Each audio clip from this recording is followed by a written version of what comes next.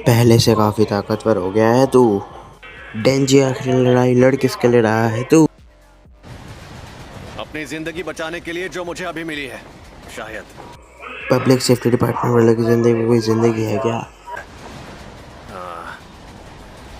एक नकचढ़ी सन की डीमन को झेलना पड़ता है बस। उसके अलावा सब एकदम कूल है। और इसीलिए मैं तुझे हरा कर ही दम लूंगा, ताकि मैं मिस माकिमा को इम्प्रेस कर सकूं। मुझे हराना तेरे बस की नहीं है बच्चे। अच्छा, तो मैं क्या यहाँ लूडो खेलने आया हूँ? अब देख तुझे कैसे। आजा साले।